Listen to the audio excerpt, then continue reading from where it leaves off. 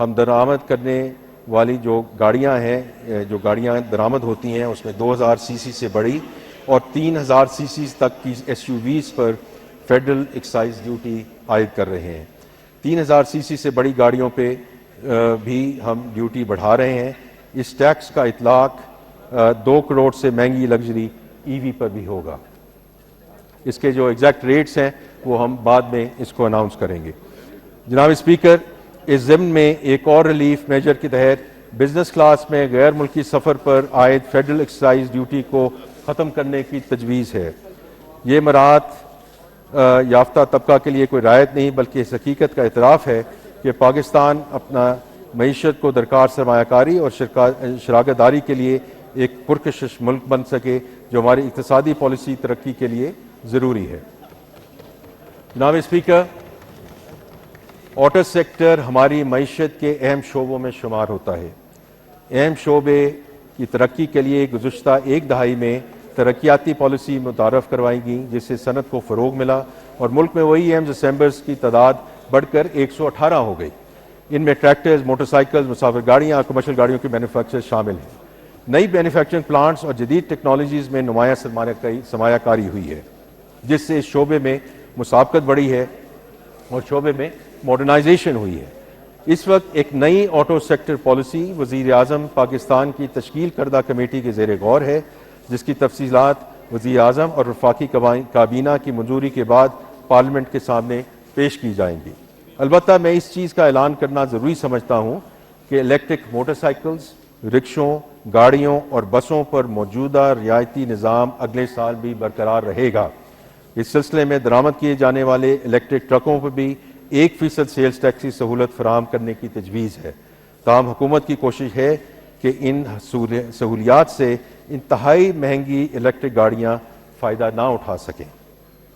صحت کی سہولیات کی منصفانہ فراہمی اور عوامی فلاح و بہبود کے لیے ہماری وابستگی غیر متزلزل ہے۔ کینسر جیسی موذی امراض کی وجہ سے پاکستانی خاندانوں پر پڑنے والی شدید مالی اور جذباتی بوجھ کو مد نظر رکھتے ہوئے ہم نیشنل ٹیرف پالیسی 2025-30 کے تحت ایک نپی تلی اور مؤثر علاج کی سہولت متعارف کرا رہے ہیں۔ مجھے یہ اعلان کرتے ہوئے خوشی محسوس ہو رہی ہے کہ ہماری حکومت کینسر اور دیگر بیماریوں کی ادویات کی مقامی تیاری میں استعمال ہونے والے 100 سے زائد اقسام کے خام مال پر کسٹمز ڈیوٹی مکمل طور پر ختم کر رہی ہے۔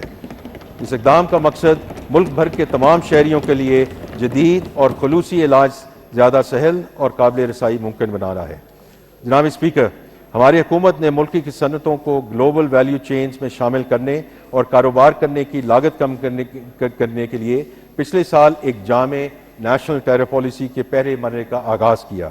ٹیرف پالیسی بورڈ نے ٹیرف کے ڈھانچے کو سادہ بنانے اور تدریجی ٹیرف سسٹم کی طرف منتقلی کے حکومتی عزم کے تسلسل میں تمام سٹیک ہولڈرز کے ساتھ وسیع تر مشاورت کے بعد خام مال اور متعلقہ اشیاء کی ایک بڑی تعداد پر کسٹمز ڈیوٹی، اضافی کسٹمز ڈیوٹی اور ریگولیٹری ڈیوٹی میں نمایاں کمی کی ہے۔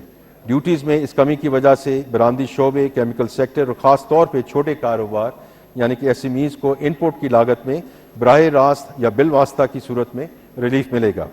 جناب اسپیکر، یہ حکمت عملی پاکستان کی اس وسیع تر پالیسی کا تسلسل ہے، جس کا مقصد برآمدات کو فروغ دینا ہے تاکہ ملک کی پیداواری صلاحیت میں اضافہ ہو، روزگار کے نئے مواقع پیدا ہو سکیں اور سرمایہ کاری میں اضافے کے ذریعے پاکستان پائیدار ترقی کی راہ پر مستقل بنیادوں پر گامزن ہو سکے۔ جناب اسپیکر، مہنگائی کی وجہ سے تنخواہ دار طبقے کی مشکلات میں اضافہ ہوا ہے، جس کا ہمیں ادراک ہے۔ اسی وجہ سے وزیر اعظم پاکستان کی ہدایت پہ ہم نے ان سیلری سلیبز کو نیچے کیا ہے، جس کا میں پہلے ذکر کر چکا ہوں۔ لیکن انہی مشکلات کا ادراک کرتے ہوئے سرکاری ملازمین کی تنخواہوں میں 7% اضافہ کیا جا رہا ہے اور ریٹائرڈ ملازمین کی پینشن میں بھی 7% اضافے کرنے کی تجویز ہے۔ اسی طرح کم سے کم تنخواہ جو منیمم ویج میں 10% اضافہ کرنے کی تجویز ہے۔ جناب اسپیکر، میں اپنی تقریر کے اختتام پر اس معزز ایوان کے سامنے یہ عرض کرنا چاہوں گا کہ اس بجٹ میں اعلان کردہ تجاویز، خصوصاً ٹیکس ریلیف اقدامات، انرجی کی قیمتوں میں کمی اور دیگر اقدامات معیشت کے کلیدی شعبوں جیسے زراعت، معدنیات و کانکنی، information technology, A I and tech drivens جو صنعتیں ہیں ان کو فروغ دیں گے، جس سے معاشی ترقی کا پہیہ چلے گا اور ملازمتوں کے مواقع پیدا ہوں گے۔ ہم نے اس ترقی کے حصول کے لیے بنیادی لوازمات مہیا کیے ہیں۔ یہ these are all enablers towards that journey from stabilisation to sustainable growth. ہماری معیشت پھر سے اپنے پیروں پر کھڑی ہو چکی ہے۔ ہمارے زر مبادلہ کے ذخائر اور ایکسچینج ریٹ مستحکم ہیں الحمدللہ، ہماری منڈیاں رواں ہیں اور دنیا ہمارے ساتھ سرمایہ کاری اور شراکت کے رشتے استوار کر رہی ہے۔ یہ کوئی معمولی سفر نہیں تھا، یہ ایک مشکل اور کٹھن سفر تھا جسے ہم نے قومی جذبے اور ہماری قیادت کی قوت ارادی اور دور اندیشی سے طے کیا۔ جناب اسپیکر، میں یہ بھی واضح کرنا چاہتا ہوں کہ استحکام کبھی بھی ہماری منزل نہیں تھی، یہ ہمارے سفر کا آغاز تھا۔ ہمارا یہ سفر نئے یقین اور ولولے کے ساتھ جاری ہے۔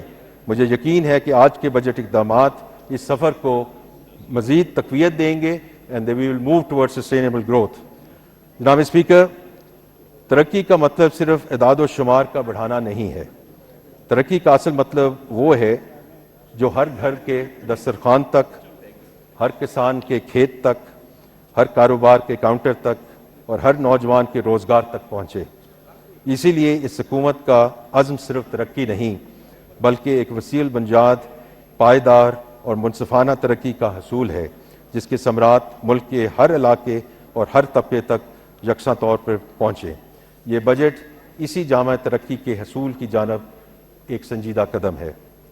جناب اسپیکر، میں آخر میں اس ایوان کے فلور سے وزیر اعظم میاں محمد شہباز شریف صاحب کی قیادت کو سراہنا چاہتا ہوں، جن کی سرپرستی، ذاتی لگن اور رہنمائی میں ہم نے معاشی استحکام کا سفر طے کیا۔ میں ہماری عسکری قیادت بالخصوص فیلڈ مارشل سید عاصم منیر صاحب کا بھی شکریہ ادا کرتا ہوں، جن کی قیادت نے دفاع وطن کو ناقابل تسخیر بنایا۔ میں اپنے سارے جو کیبنٹ کولیگز ہیں، ڈی پی ایم ہیں، ان کا شکریہ ادا کرنا چاہتا ہوں۔ اس کے and then I would also say کہ جو ہمارے کولیشن پارٹنرز ہیں ان کا میں بہت ممنون ہوں، جن کی حمایت ہمیں ہر مشکل موقع پر حاصل رہی۔ میں اپوزیشن کی معزز اراکین جو اس وقت موجود نہیں ہیں پر ان کا بھی شکر گزار ہوں، جن کی مکثرانہ تنقید نے ہمیں مزید محنت کا جذبہ عطا کیا۔